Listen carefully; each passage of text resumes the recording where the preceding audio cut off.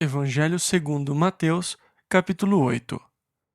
Vamos abrir no Evangelho de Mateus, no capítulo 8. O capítulo 5 começou assim: E Jesus, vendo a multidão, subiu a um monte, e assentando-se, aproximaram-se dele os seus discípulos.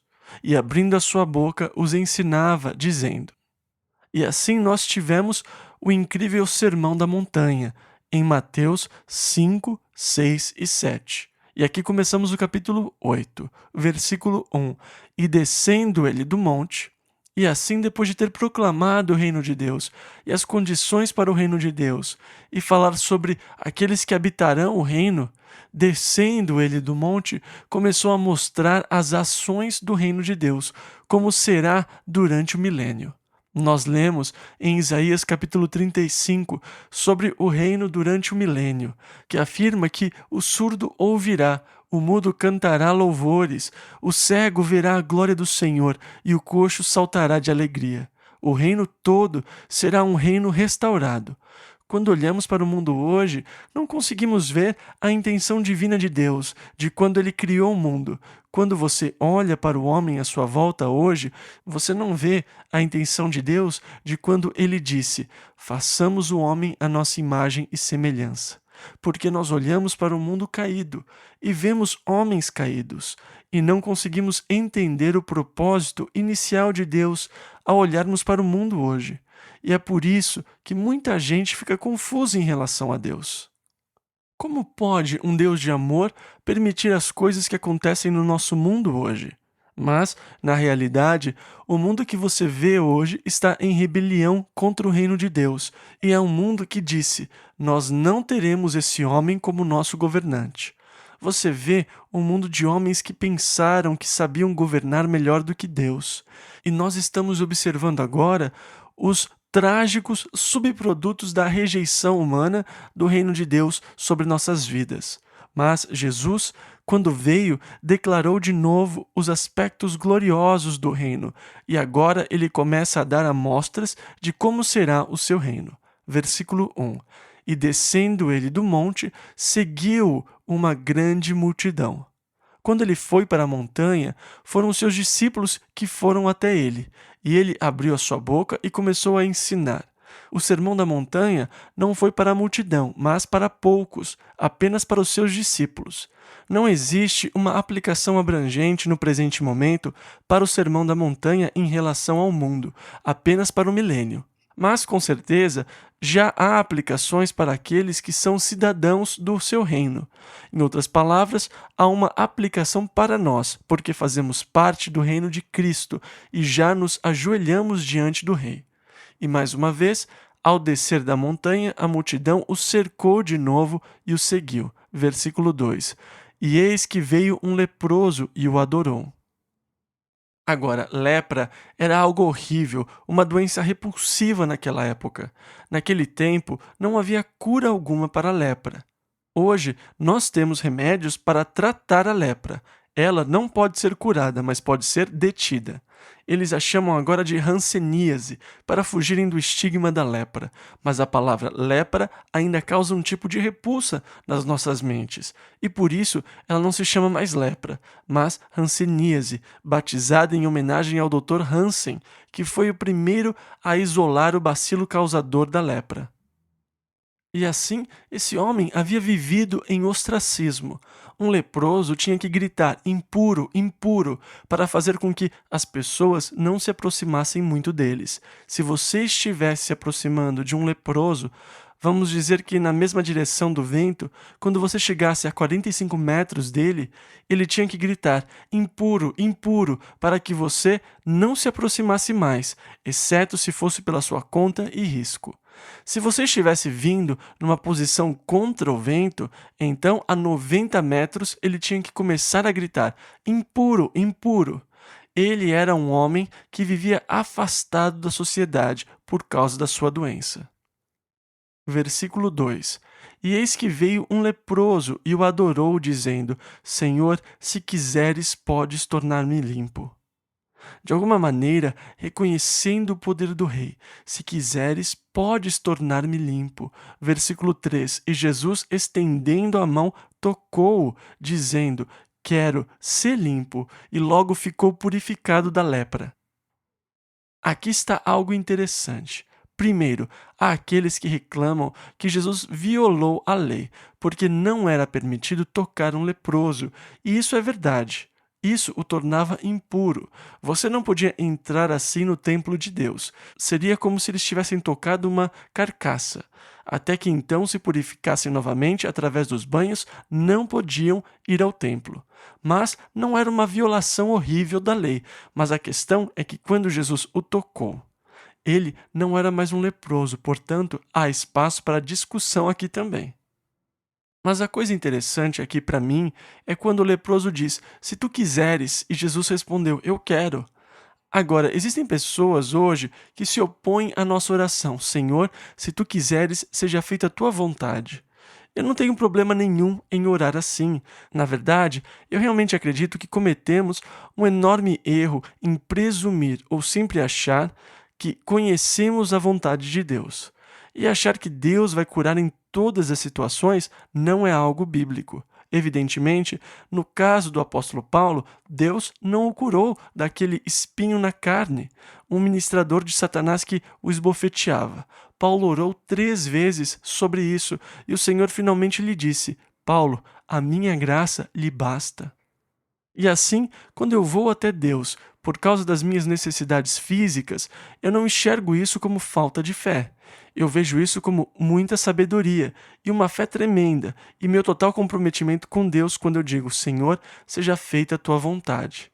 Eu tenho um pouco de problema com pessoas que discutem ou criticam essa postura. Eu não tenho um pingo de medo da vontade de Deus. Na verdade, eu tenho medo de qualquer outra coisa que não seja a vontade de Deus para minha vida. Eu realmente não quero sair da vontade de Deus. E o apóstolo Paulo disse: Cristo será, tanto agora como sempre, engrandecido no meu corpo, seja pela vida, seja pela morte. Lemos isso em Filipenses 1:20. Em outras palavras, eu não me importo. O meu principal interesse é que Cristo seja glorificado. Eu acredito que talvez, na maioria dos casos, o Senhor dirá: Sim, eu quero, seja limpo. Mas ele também pode dizer não, e eu devo estar disposto a aceitar qualquer coisa que ele disser, tendo me entregado completamente em suas mãos. Se ele disser sim, eu quero, seja curado, louve o Senhor. Se ele disser isso é para a glória de Deus, para que você se desenvolva na sua própria caminhada e relacionamento com Deus, alcançando uma total confiança nele, como diz o hino, existem áreas que eu quero revelar para você e glórias que eu quero revelar para você e glórias que eu quero trazer para a sua vida e permitir que você seja exaltado sem medidas, por causa dessa glória que eu vou derramar sobre você. É realmente preciso que você experimente essa fraqueza na sua carne para ser constantemente lembrado da sua natureza humana, porque eu o levarei a uma dimensão muito além. E eu diria: Louvado seja o Senhor, seja feita a tua vontade. E eu não tenho nenhum problema com isso. Mas, para o leproso, Jesus disse: Sim, eu quero, seja limpo. E imediatamente a sua lepra foi limpa. E agora, Jesus lhe faz uma recomendação, versículo 4. Disse-lhe então Jesus: Olha, não o digas a alguém, mas vai, mostra-te ao sacerdote e apresenta a oferta que Moisés determinou para lhes servir de testemunho. Isso é interessante para mim, porque mesmo na lei de Moisés havia um tipo de oferta para a cura desse mal incurável na época. Está escrito na lei de Moisés: Esta será a lei do leproso no dia da sua purificação. Levítico 14, 2. E assim, Deus proporcionou algo na lei para que ele fizesse um trabalho que é contrário à natureza, que é a cura da lepra. E assim mesmo na lei, Deus fez provisão pelo leproso no dia da sua purificação, para a obra miraculosa de Deus na sua vida. E no dia da sua purificação, o leproso devia vir e trazer uma pomba, na verdade 2 pombas. Uma deveria ser sacrificada, seu sangue colocado numa vasilha, e a outra deveria ser mergulhada no sangue e então libertada para voar. E o leproso passava por essa cerimônia de purificação. E é uma cerimônia linda, representando uma completa e nova liberdade de vida que você tem quando Deus, com o seu poder miraculoso, trabalha na sua vida. Então, o Senhor disse para seguir e cumprir a lei. Vá até o sacerdote e passe pelo rito. Permita que o sacerdote examine você, o coloque nessa casa por 7 dias, o examine de novo e então o declare limpo, e leve a oferta e tudo mais. E o Senhor apenas lhe mandou ir e cumprir a lei. Versículo 5. E entrando Jesus em Cafarnaum. Agora, Cafarnaum é mais para frente chamada de sua cidade. Jesus ficou sediado em Cafarnaum, no mar da Galileia. Eu entendo o motivo porque lá é um lugar lindo. E eu amo Cafarnaum simplesmente por sua estética. Eu amo a água, o céu azul. É simplesmente um lugar muito bonito. E eu posso entender por que Jesus usou Cafarnaum como sua base. E entrando Jesus em Cafarnaum, versículo 5, chegou junto dele um centurião, rogando-lhe. Um centurião era um soldado romano. O primeiro que Jesus ministrou era um leproso, um homem fora da sociedade, em ostracismo por causa da sua doença. A segunda pessoa para quem ele ministra é um gentil que estava fora da aliança com Israel, um centurião romano que chegou junto dele implorando. Versículos 6 ao 8, e dizendo: Senhor, o meu criado jaz em casa, paralítico e violentamente atormentado. E Jesus lhe disse: Eu irei e lhe darei saúde. E o centurião respondendo disse: Senhor, não sou digno de que entres debaixo do meu telhado, mas dize somente uma palavra, e meu criado há de sarar. Na verdade, ele provavelmente sabia que se ele levasse o Senhor para casa, sua esposa o mataria. Ela não teve a chance de arrumar a casa. Ah, não, Senhor, não vai não. Apenas diga uma palavra e o meu servo será curado. Mas perceba agora o seu entendimento de autoridade. Versículo 9. Pois também eu sou homem sob autoridade, e tenho soldados às minhas ordens, e digo a este, vai, e ele vai, e a outro, vem, e ele vem, e ao meu criado, faze isto, e ele o faz. Ou seja, eu entendo que é autoridade, Senhor. Eu sou um homem sujeito à autoridade e eu tenho soldados às minhas ordens. Eu entendo de autoridade, sim. Há uma cadeia de comando em autoridade. Eu sou sujeito à autoridade e mesmo assim tenho homens abaixo de mim. Ninguém consegue governar sobre outros de modo correto se esse não estiver sob a autoridade de outro. Se você pegar uma pessoa que não tem o senso de eu sou sujeito à autoridade, seja o presidente dos Estados Unidos, se você não tiver um homem que tenha esse conceito, eu sou sujeito à autoridade, então você tem uma trágica situação e você acabará se deparando com tirania. Eu tenho que estar sob essa autoridade de Deus. Ninguém pode realmente governar a não ser que esteja sujeito à autoridade e entenda os princípios da autoridade. E assim eu estou sujeito à autoridade, mas eu tenho soldados que estão às minhas ordens e entendem essa dinâmica. E eu posso dizer vai e ele vai, eu posso dizer vem e ele vem. Senhor, eu sei que o Senhor tem autoridade e tudo o que precisa fazer é falar uma palavra e o meu servo será curado. O Senhor não tem que ir até a minha casa, eu não sou digno disso, apenas fale uma palavra. Versículo 10. E maravilhou-se Jesus, ouvindo isto, e disse aos que o seguiam: Em verdade vos digo que nem mesmo em Israel encontrei tanta fé. Ou seja, eu nunca encontrei um israelita assim. E ali estava um camarada vindo de um reino gentil, alguém vindo do Império Romano, fora da aliança com Israel. Mas ali ele estava demonstrando uma fé tremenda em Jesus Cristo. O Senhor não tem que entrar em casa, mas basta apenas uma palavra. Eu entendo o que é autoridade. Você apenas pode falar numa palavra. E Jesus começou a prever a obra gloriosa do Espírito de Deus entre os gentios. Versículo 11. Mas eu vos digo que muitos virão do Oriente e do Ocidente, e assentar-se-ão à mesa com Abraão, Isaque e Jacó no reino dos céus. Do leste ao oeste, se referindo às nações gentias. Muitos virão dos gentios e se sentarão com Abraão, Isaque e Jacó. Agora, é interessante que quando eu penso no céu, eu geralmente penso em Paulo e João, mais nos personagens do Novo Testamento. Eu nunca pensei muito em me sentar com Abraão, Isaque e Jacó. Eu tenho certeza que será uma emoção mesmo, mas há tantos personagens bíblicos, eu acho que encontrar Davi seria muito bom. Elias e Eliseu, eu gosto deles, Gideão. Mas o reino dos céus será composto, Jesus disse, por muitos gentios também. Versículo 12: E os filhos do reino, ou seja, os judeus, serão lançados nas trevas exteriores. Ali haverá pranto e ranger de dentes. Porque os judeus rejeitaram a Jesus Cristo.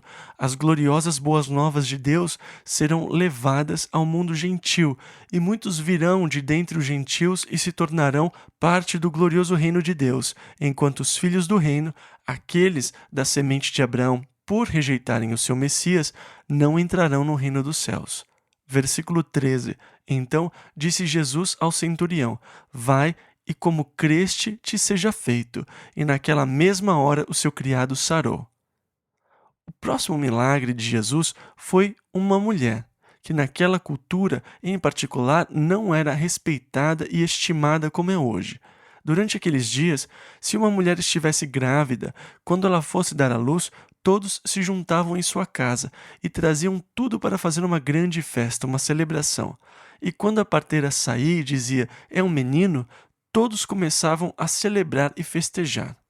Era um momento de alegria e celebração. Se a parteira dissesse, é uma menina, todos eles recolhiam as suas coisas e iam embora.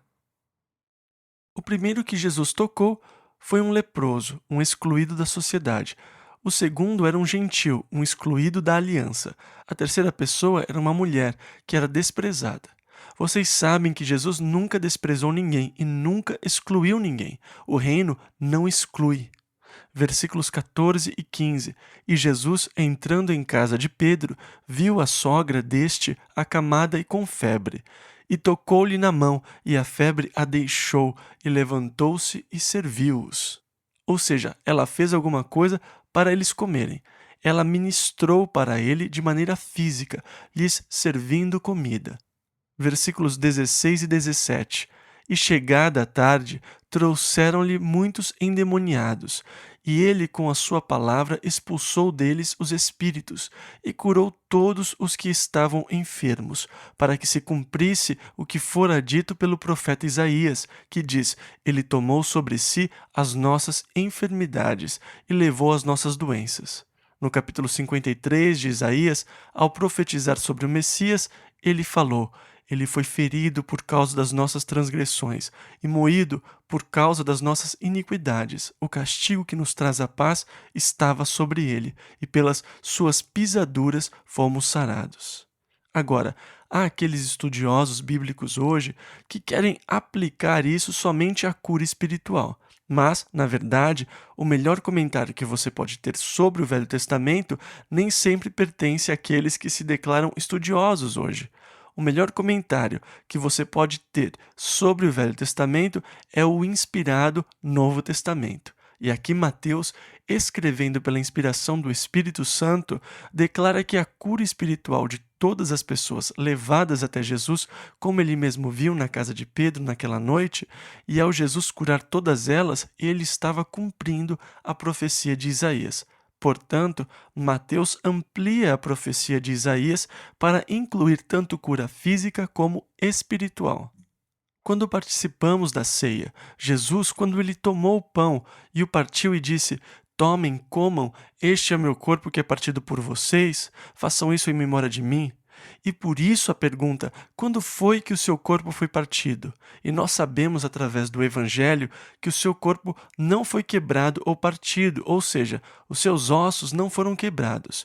Embora os judeus tivessem procurado Pilatos para que ele mandasse quebrar as pernas dos prisioneiros para apressar a morte deles, para que seus corpos não ficassem pendurados no dia de sábado. Quando eles foram até Jesus, ele já havia entregado seu espírito, ele já estava morto. E eles se maravilharam com o fato dele já estar morto e não quebraram as suas pernas, para que as escrituras se cumprissem. Salmo 34. Ele lhe guarda todos os seus ossos, nem sequer um deles se quebra. Portanto, a profecia era que nenhum de seus ossos seria quebrado. Na verdade, como um tipo de cordeiro para o sacrifício, ele não podia ter os ossos quebrados. E assim, o soldado perfurou o lado de Jesus com sua lança, e saiu água e sangue. Mas mesmo assim, Jesus disse: "Este é o meu corpo que é partido por vós." Ele deve ter se referido à tortura que sofreu quando recebeu 39 chibatadas. Era uma forma de inquisição pela qual obtinham as confissões dos prisioneiros. Você se lembra quando Paulo, lá na escada da fortaleza Antônia, pediu ao capitão para falar aos judeus que estavam tentando matá-lo? E ele o autorizou. E quando começou a falar, Paulo disse: "Meus irmãos, eu sei exatamente como vocês se sentem, porque eu já me senti assim. Eu também queria destruir essa nova facção do cristianismo. E eu estava indo para Damasco para prender aqueles que invocavam o nome do Senhor, quando de repente uma luz brilhou do céu e eu caí no chão e ouvi a voz do Senhor dizendo: Por que você me persegue? Eu lhe enviarei aos gentios." E quando Paulo disse a palavra gentios, os judeus ficaram furiosos. Eles começaram a jogar terra para cima, começaram a gritar, a berrar e a rasgar suas roupas, tentando atacar Paulo novamente. E o capitão disse: "Leve-o para dentro." Ele estava falando com o povo em hebraico. O capitão não conseguia entender e disse: "O que você disse para a multidão que os deixou tão irados?" E disse: "Açoite-o e o interrogue." E Paulo falou: "Espere um pouco, vocês têm direito de açoitar um cidadão romano sem que tenha sido condenado?" E ele disse: "Você é cidadão romano?" E ele respondeu: "Claro que sou." O comandante disse: "Eu comprei a minha cidadania, me custou muito dinheiro. Como você conseguiu a sua?" E ele disse: "Eu tenho o direito por nascimento." Mas essa era a política do governo romano. Eles chicoteavam os prisioneiros 39 vezes nas suas costas para fazer com que confessassem os seus pecados, os seus crimes, as suas culpas.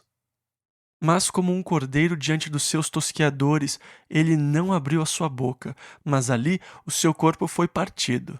Agora, isso não foi simplesmente um capricho do homem, mas fazia parte do divino plano de Deus. E nós devemos perguntar por que Deus permitiu que seu filho fosse torturado e sofresse tanto.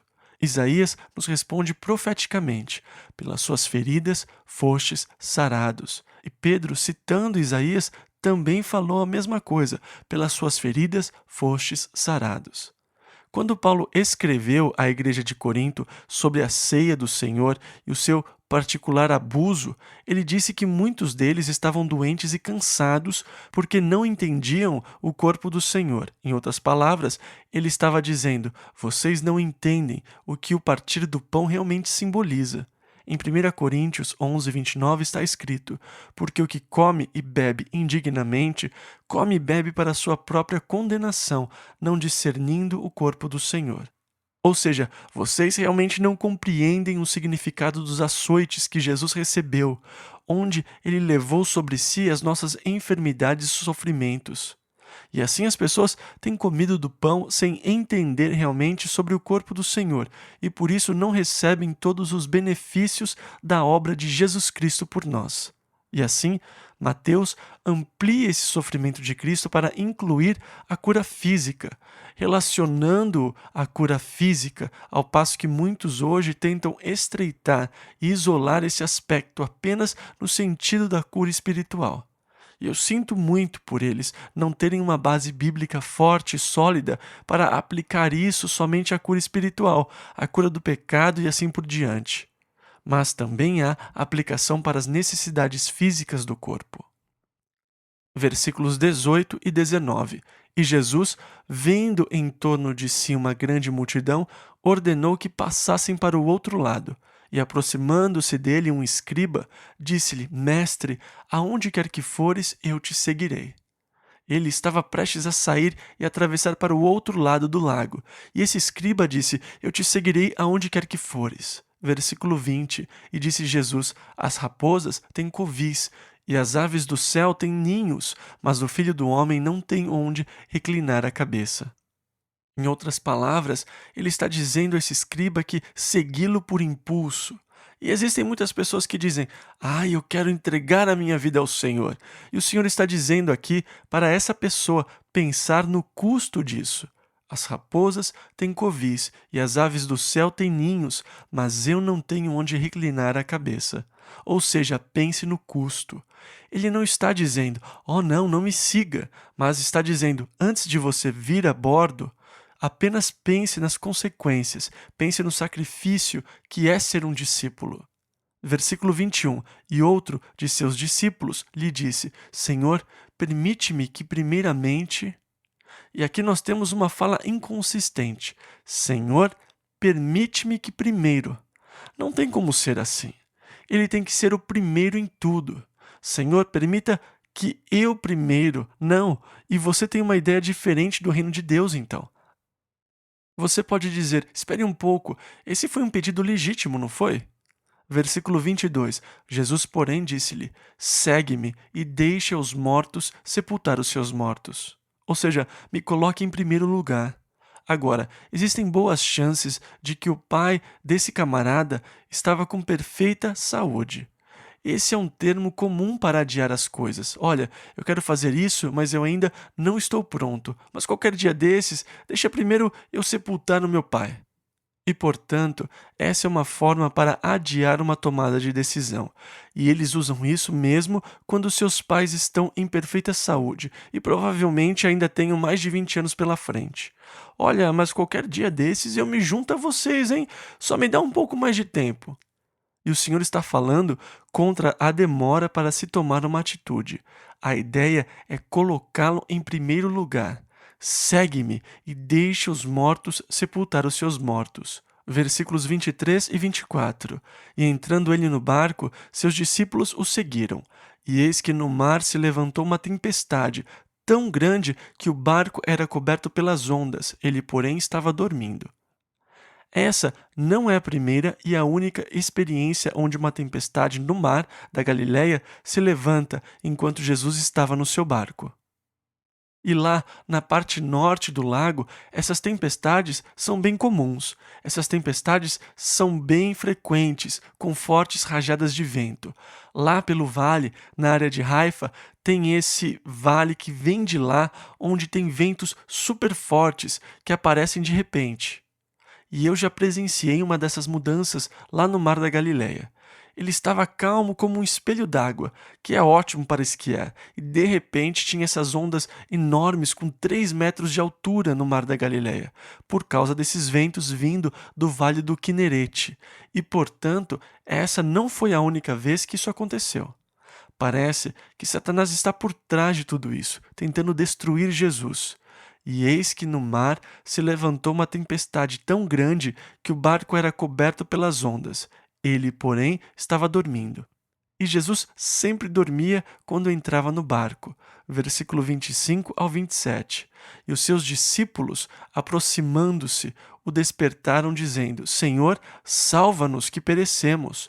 E ele disse-lhes: Por que temeis, homens de pouca fé? Então, levantando-se, repreendeu os ventos e o mar, e seguiu-se uma grande bonança. E aqueles homens se maravilharam, dizendo: Que homem é este, que até os ventos e o mar lhe obedecem? E assim Jesus mostrou o seu domínio sobre a natureza. Um dos outros evangelhos conta que Jesus disse aos seus discípulos: Vamos para o outro lado do lago, para Genizaré. Agora, é provavelmente por isso que ele os repreendeu por terem pouca fé, porque estavam com medo de afundar. Ele disse: Vamos para o outro lado do lago. E quando Jesus fala para seguirmos em frente, não há a menor possibilidade de afundarmos. E assim, quando eles o acordaram, dizendo: Senhor, o Senhor não se importa que vamos perecer? Ele então os repreendeu: Onde está a sua fé? Vocês não me ouviram dizer: Vamos para Genizaré? Então por que vocês estão com medo, ou homens de pouca fé? Versículo 28. E tendo chegado ao outro lado, à província dos Gergesenos ou Gadarenos, saíram-lhe ao encontro 2 endemoniados. Os outros evangelhos nos falam sobre o que se destacava mais do que o outro. Versículo 22 ainda. Vindos dos sepulcros, tão ferozes eram que ninguém podia passar por aquele caminho. Recentemente, e por acaso, arqueólogos encontraram essa cidade lá do outro lado de Genezaré. E é muito legal porque enquanto eles estavam construindo uma estrada para Golã, eles começaram a descobrir mais sobre Genezaré. E eles até mudaram um pouco a construção da estrada para que eles pudessem realizar mais explorações arqueológicas na cidade. E agora a gente pode apontar com precisão o despenhadeiro do qual os porcos se atiraram ao mar, porque a cidade de Genezaré foi descoberta do outro lado do lago. E assim, esses homens possuídos por demônios, no plural, vivendo lá nos sepulcros. Versículo 29. E eis que clamaram, dizendo: Que temos nós contigo, Jesus, Filho de Deus? Vieste aqui atormentar-nos antes do tempo? Número 1. Os demônios que estavam possuindo esses homens reconheceram quem Jesus era e declararam quem ele era. Que temos nós contigo, Jesus, Filho de Deus. Você se lembra de Tiago? Ele fala que as pessoas dizem que acreditam em Deus e acham isso demais, mas os demônios também acreditam nele. E percebam que aqui eles estão com medo e estão tremendo na presença de Jesus. Eles disseram: Vieste aqui atormentar-nos antes do tempo? Eles sabem que o tempo dele está acabando. Eles sabem disso. Eles sabem que ele tem poder e autoridade sobre eles. Eles reconheceram isso, e é importante que nós também reconheçamos que maior é ele que está em nós do que aquele que está no mundo.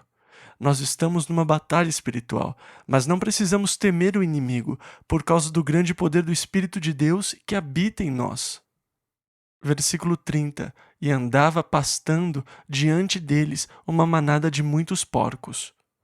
Essa era uma ocupação e uma indústria ilegal em Israel. De acordo com a lei de Moisés, era ilegal criar porcos, possuir porcos ou comer porcos. Versículos 31 e 32. E os demônios rogaram-lhe, dizendo: Se nos expulsas, permite-nos que entremos naquela manada de porcos. E ele lhes disse: Ide. E saindo eles, se introduziram na manada dos porcos. E eis que toda aquela manada de porcos se precipitou no mar por um despenhadeiro e morreram nas águas. Existe apenas um lugar íngreme que leva ao mar da Galileia, e ele fica a alguns quilômetros da cidade de Genezaré, que acabou de ser descoberta. E há espíritos malignos que conseguem possuir corpos humanos e conseguem controlar as funções motoras dos corpos. O próprio Jesus libertou muitas pessoas que estavam possuídas por essas entidades malignas. Quando ele enviou os seus discípulos, e nós chegaremos nessa passagem, ele lhes deu poder para expulsar demônios.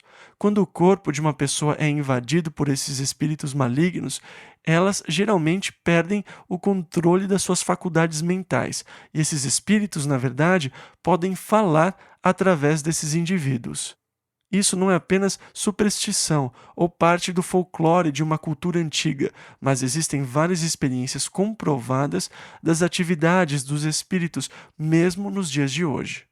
Existe um livro que foi publicado nos Estados Unidos pela Moody Express, chamado Demon Experiences in Many Lands, que em tradução livre seria Experiências Demoníacas em Muitas Nações, que é uma coleção de testemunhos de missionários em diferentes partes do mundo e experiências que tiveram com esses espíritos malignos. Talvez uma das experiências mais clássicas da nossa era foi o caso de uma garota chamada Clarissa, no ano de 1947, lá nas Filipinas. Ela tinha ataques e quando eles passavam, ela ficava cheia de marcas de mordida pelo corpo, em lugares impossíveis de se morder sozinha, como atrás do ombro, na sua nuca, chegando a arrancar sangue. Eles a levaram para um tipo de prisão para sua própria proteção, e os melhores psiquiatras das Filipinas foram levados pelo prefeito de Manila para tratar e descobrir o que estava acontecendo com a garota. E eles não conseguiram chegar a conclusão nenhuma. Não havia explicação. Finalmente, eles chamaram 2 missionários, chamados Bob McAllister e Lester Sumrall. Inclusive, Lester Sumrall escreveu um livro chamado Demônios, o Livro da Resposta, com o primeiro capítulo batizado de Mordida por Demônios, que é a história de Clarissa Villanueva. Na verdade, uma revista americana descobriu o assunto e escreveu uma matéria especial sobre esse caso, mostrando fotos da garota e das marcas de mordida e tudo mais. Isso foi muito interessante para o mundo da psicologia daquela época. Mas, indiscutivelmente, através do ministério do Bob McAllister e do Lester Sumrall, a garota foi liberta desses demônios e Clarissa aceitou a Jesus Cristo. Essa é uma história muito interessante. É uma daquelas que você não quer ler antes de dormir.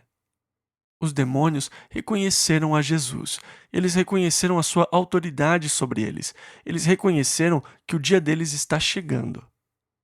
Nos parece que eles acham mais confortável habitar um corpo que eles não gostam do que não ter corpo nenhum, mas eles realmente gostam de habitar em corpos. Agora, Jesus disse que quando um demônio é expulso, ele vaga por lugares secos procurando por repouso, um lugar para habitar.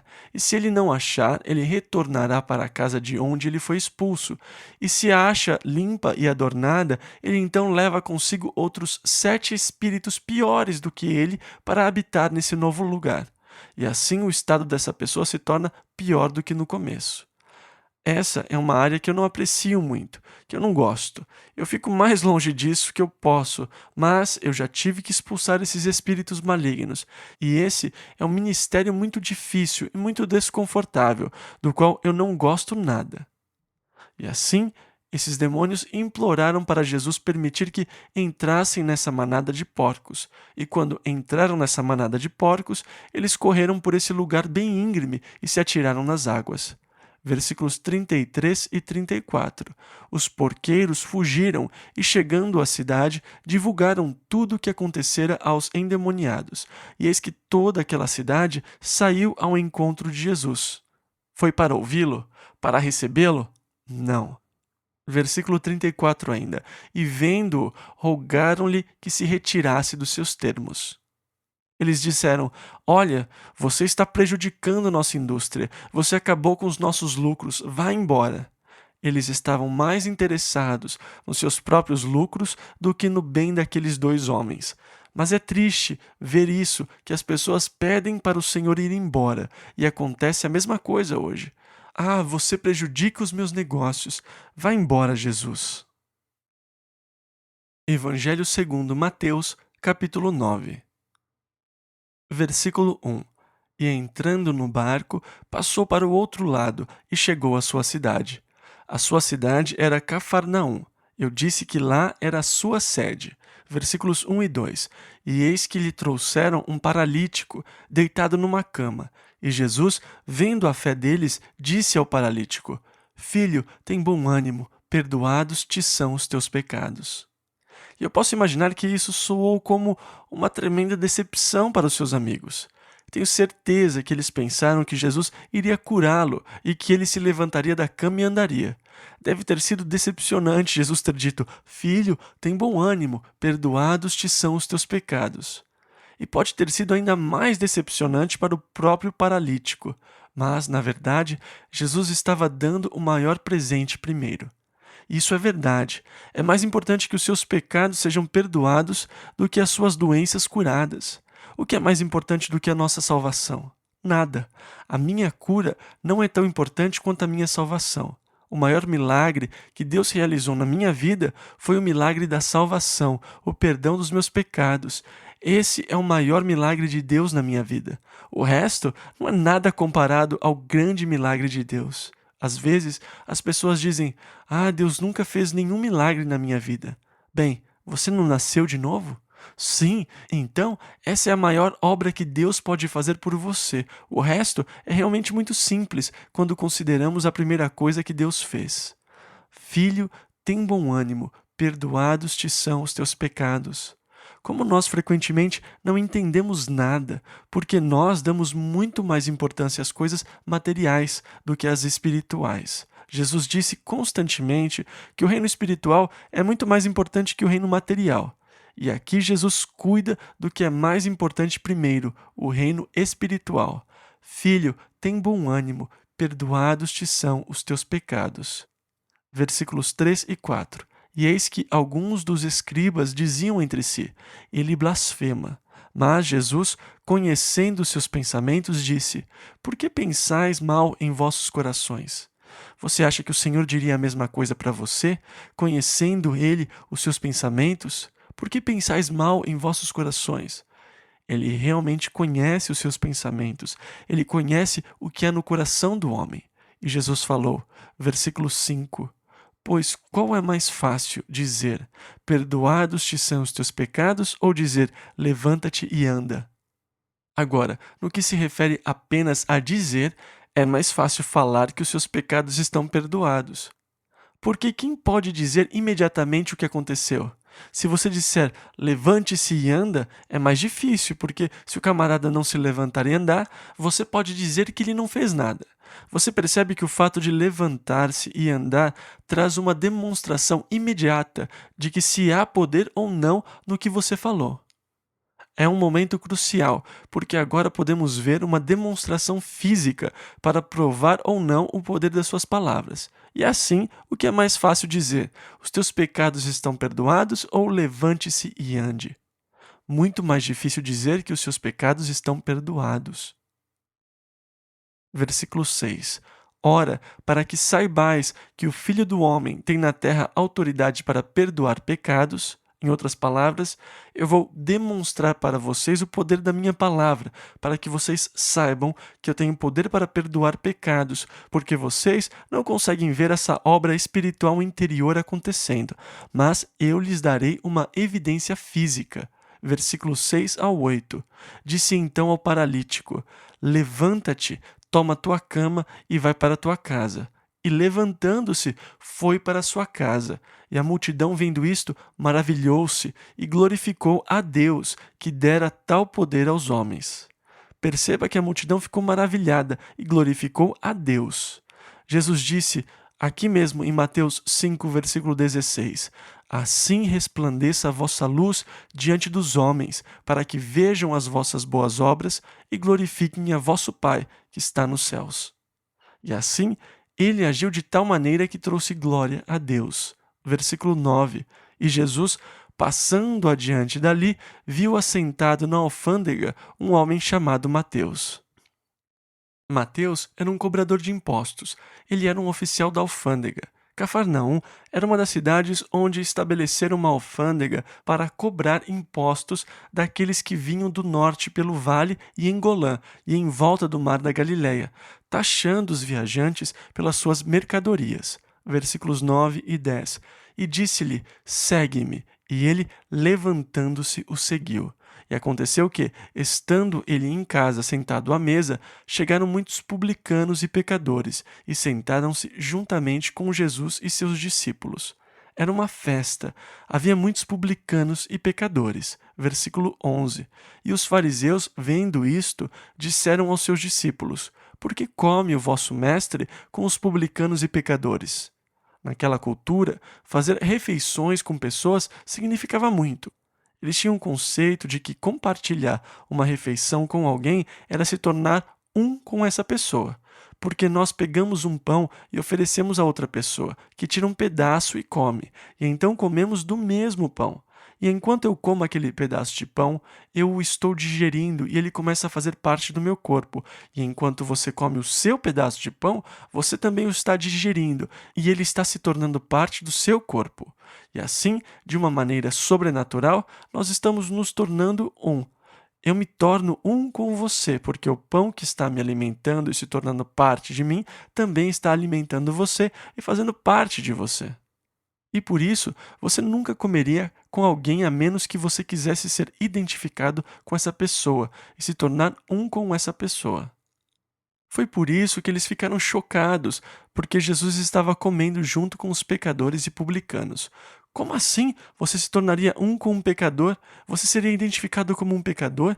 Sim, ele se identificou com os pecadores, para que eles pudessem se identificar com ele e receber o seu poder e perdão. E assim eles foram até os discípulos para questioná-los. Versículos 12 e 13. Jesus, porém, ouvindo, disse-lhes: Não necessitam de médicos sãos, mas sim os doentes. Ide, porém, e aprendei o que significa: misericórdia quero e não sacrifício. Agora, no livro de Oséias, o Senhor, falando a Israel, disse: Olha, eu quero misericórdia e não sacrifício, e o conhecimento de Deus mais do que os holocaustos. Oséias 6:6. E aqui Jesus está citando uma passagem de Oséias, e ele continuou dizendo, versículo 13 ao 15: Ide, porém, e aprendei o que significa: misericórdia quero e não sacrifício, porque eu não vim a chamar os justos, mas os pecadores ao arrependimento. E então chegaram ao pé dele os discípulos de João, dizendo: Por que jejuamos nós e os fariseus muitas vezes, e os teus discípulos não jejuam? E disse-lhes Jesus: Podem, porventura, andar tristes os filhos das bodas, enquanto o esposo está com eles? Dias, porém, virão em que lhes será tirado o esposo, e então jejuarão. Portanto, enquanto Jesus estava com seus discípulos, não era a hora de jejuar. Dias, porém, virão em que lhes será tirado o esposo, e então jejuarão. E em seguida, Jesus fala sobre a inutilidade de remendar coisas. Versículo 16. Ninguém deita remendo de pano novo em roupa velha, porque semelhante remendo rompe a roupa e faz-se maior a rotura. Naquela época, não havia ainda os tecidos com tratamento anti-encolhimento. E assim, se você pegasse uma roupa velha, que havia sido lavada várias vezes, e costurasse um remendo novo nela, dessa forma, quando a pessoa fosse lavar essa roupa remendada pela primeira vez, o remendo novo encolheria e se romperia, fazendo o furo ainda maior. E por isso Jesus está dizendo: não tentem remendar roupa velha com tecido novo. Versículo 17. Não se deita vinho novo em odres velhos. Aliás, rompem-se os odres, e entorna-se o vinho, e os odres estragam-se. Mas deita-se vinho novo em odres novos, e assim ambos se conservam. Agora, Jesus está basicamente falando contra os sistemas religiosos que existiam naquela época, dizendo que não havia jeito de remendá-los. Eu não vim para reformar o judaísmo, para costurar um pedaço novo de tecido nessa roupa velha, ou para colocar vinho novo nesses odres velhos. Eu realmente acredito que exista uma aplicação disso para os dias de hoje. Eu acredito que quando Deus deseja fazer uma obra nova, ele frequentemente tem que deixar os limites das organizações religiosas.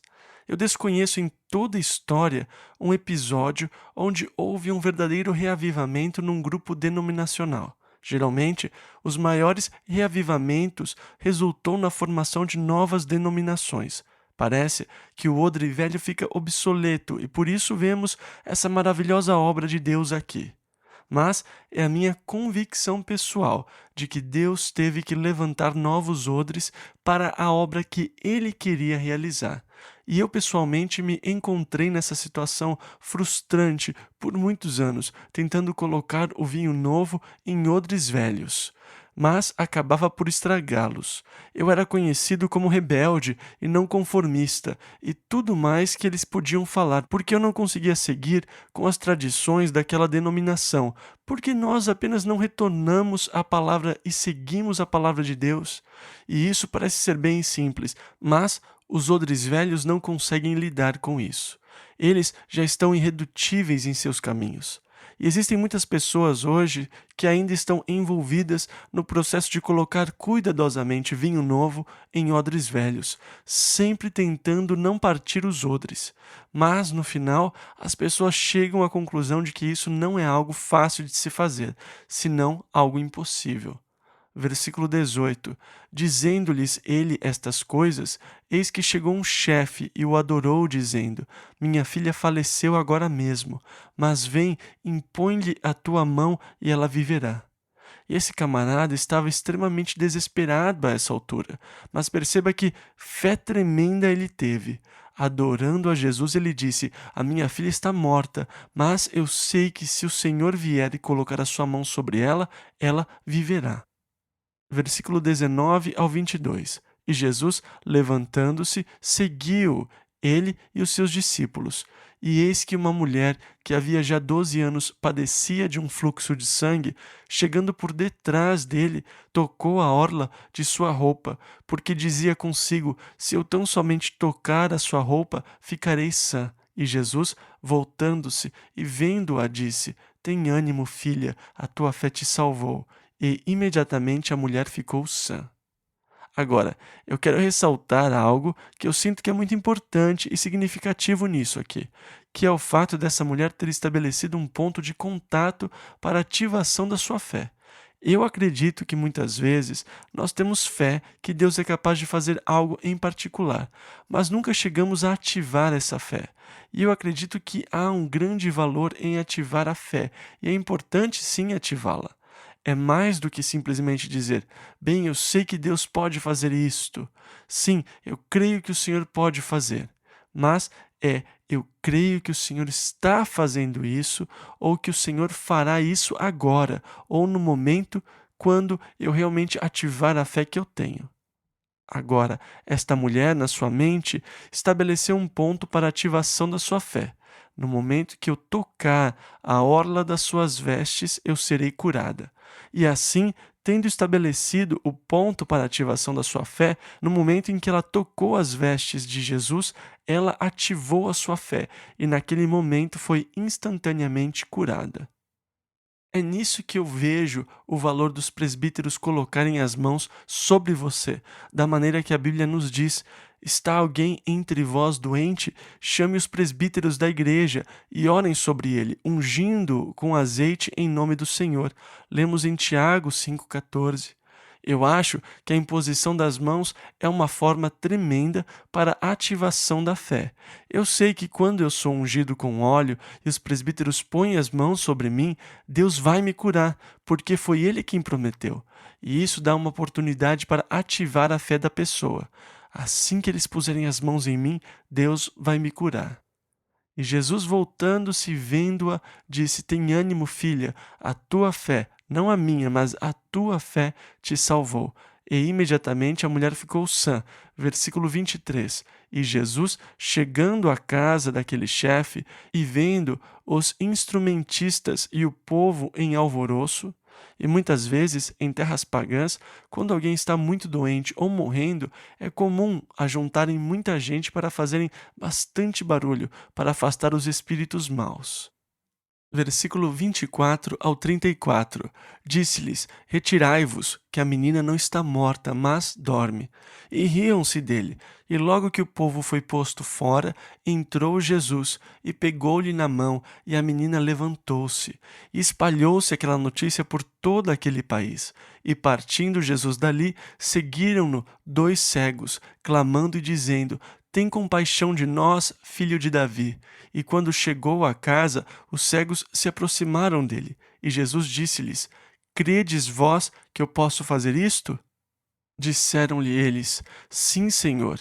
Tocou então os olhos deles, dizendo: seja-vos feito segundo a vossa fé. E os olhos se lhes abriram. E Jesus ameaçou-os, dizendo: olhai que ninguém o saiba. Mas, tendo eles saído, divulgaram a sua fama por toda aquela terra. E, havendo-se eles retirado, trouxeram-lhe um homem mudo e endemoniado. E, expulso o demônio, falou mudo. E a multidão se maravilhou, dizendo: nunca tal se viu em Israel. Mas os fariseus diziam: ele expulsa os demônios pelo príncipe dos demônios. E nós chegaremos nesse assunto daqui a pouco. Estamos nos aproximando do assunto sobre o pecado que não tem perdão.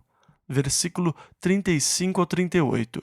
E percorria Jesus todas as cidades e aldeias, ensinando nas sinagogas deles, e pregando o evangelho do reino, e curando todas as enfermidades e moléstias entre o povo. E vendo as multidões, teve grande compaixão delas, porque andavam cansadas e desgarradas, como ovelhas que não têm pastor. E então disse aos seus discípulos: a seara é realmente grande, mas poucos os ceifeiros. Rogai, pois, ao Senhor da seara que mande ceifeiros para a sua seara. E assim aqui nós temos o ministério de Jesus.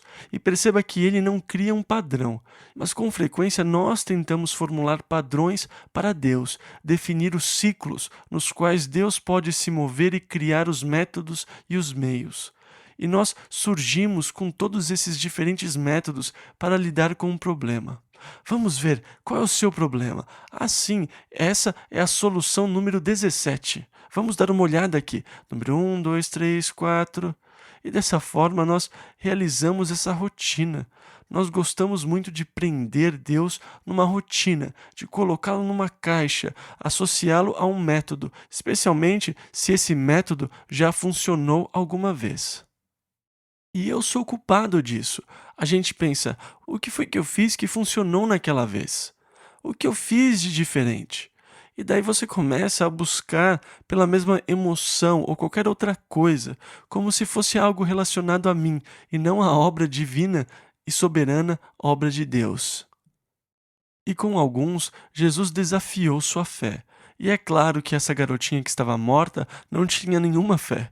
Não podemos dizer que foi a fé dela em Jesus, mas imediatamente depois, com os dois cegos, ele disse: Vocês creem que eu posso fazer isso? E eles disseram: Claro que sim, Senhor. E ele respondeu: Conforme a sua fé, assim seja feito. E então seus olhos se abriram. A mulher que sofria com um fluxo de sangue pensou que se apenas pudesse tocar as suas vestes, e Jesus disse: Mulher, tenha bom ânimo, a sua fé te salvou. A fé dela. Portanto, nós vemos que não existe uma forma padrão para o trabalhar de Deus na vida de uma pessoa. Mas quando alguém tem a mesma coisa que nós temos, nós pensamos: como isso aconteceu? O que você fez? Eu quero aprender a fórmula. Eu quero aprender esse segredinho para eu seguir mais tarde. Mas o Senhor não se fecha numa rotina ou num padrão, mas Ele é diverso, assim como somos diversos, e Ele lida conosco de acordo com cada uma de nossas necessidades. E eu amo o Senhor por causa da sua linda adaptabilidade, em ser capaz, sabe, de ministrar a mim de acordo com a minha personalidade e minha própria necessidade. Deus é tão glorioso porque eu posso me relacionar com Ele de forma muito pessoal. Ele entende os meus caprichos e as minhas características pessoais, e Ele me compreende e me ama simplesmente como eu sou, e lida comigo de acordo com a minha própria personalidade. E ele lida com cada um de nós individualmente. E é errado tentar estabelecer padrões para Deus. Bem, foi assim que Deus fez para mim, e se ele não fizer da mesma forma para você, aí eu já não sei, né? Não, assim você forma a sua própria denominação, e eu formo a minha própria denominação.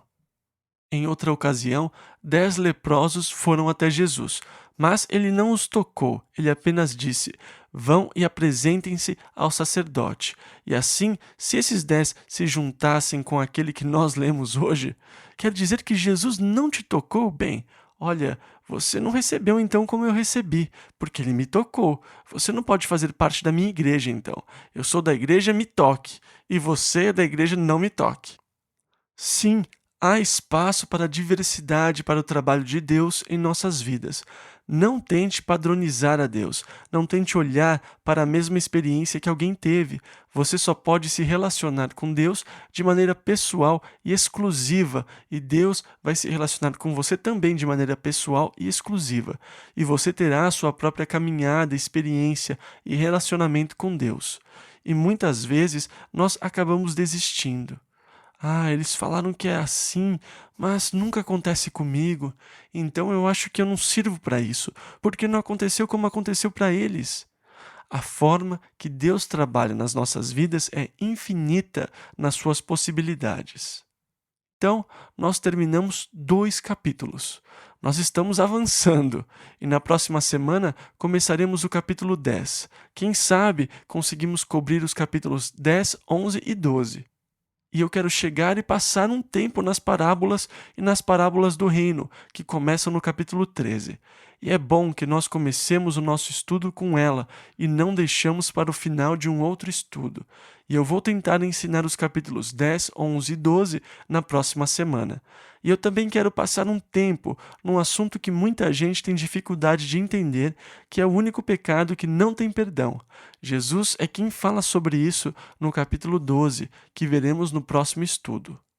Nós somos tão gratos pela maravilhosa obra do amor de Deus e do seu Espírito dentro das nossas vidas. Somos totalmente cobertos pela bondade e pelas bênçãos de Deus. Ele é bom demais. É um grande privilégio poder estar aqui com vocês. E eu agradeço a Deus por esse privilégio. E de vez em quando eu tenho um pesadelo que eu estou pastoreando em outro lugar, mas eu fico tão feliz quando eu acordo de manhã. Não existe outro lugar onde eu queira estar a não ser aqui, por causa da gloriosa obra de Deus e do testemunho dessa igreja que se espalha por todo o mundo. Então, que o Senhor abençoe vocês, que Ele continue abençoando cada um de vocês, que as mãos do Senhor estejam sobre vocês durante toda a semana, que vocês possam experimentar o poder de Deus em suas vidas de uma forma especial, que você seja enriquecido em todas as coisas em Cristo Jesus, que vocês experimentem um tempo de crescimento nessa semana, enquanto o Senhor os atrai para um relacionamento mais íntimo com Ele. Em nome de Jesus, amém.